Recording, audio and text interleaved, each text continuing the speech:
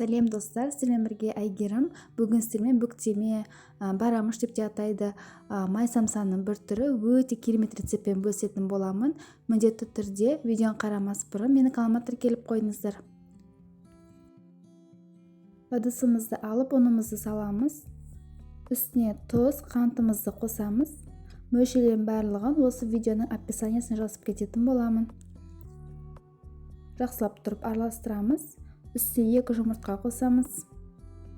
Сүтімізді құямыз және де сұйық майымызды құйып, қамырымызды жақсылап тұрып илейміз.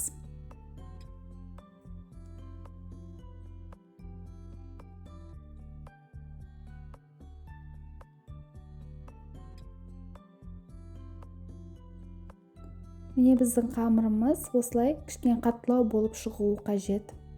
Енді салафан пакетіне салып 30 минутқа демалдырып қоямыз. Енді барамыштың салмасына осындай өкпе, бауыр, жаңағы бүйректерді мясорубкадан өткізіп, майда қуырып аласыздар. Дәміне қарай тұзын, бұрышын салып қосасыздар. Және де пияз қосып жүруге де болады.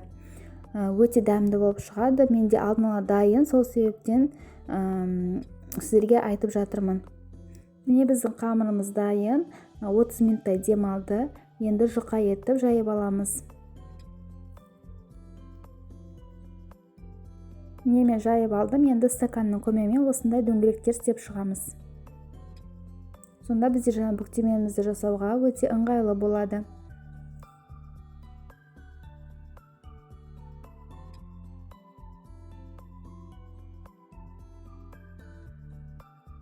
Енді дөңгелекшемізді алып, ортасына шамамен осындай бір қасықтай саласыздар.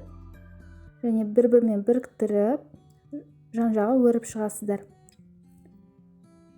Жасалуы өте оңай, видеодағыдай жасап шықсаңыздар болғаны.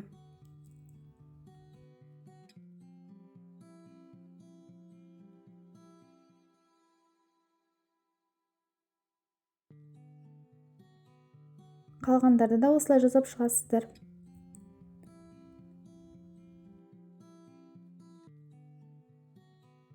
Енді біз қатты қызып тұрған майға қызарғанша қуырып алатын боламыз.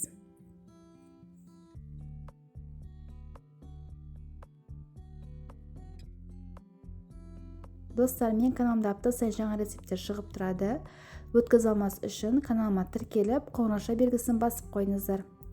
Егер видео рецепт ұнап жатқан болса, лайк, комментарийларыңызды ұмытпаңыздар. Барамышты ыстықтай шаймен ұсына берсеңіздер болады.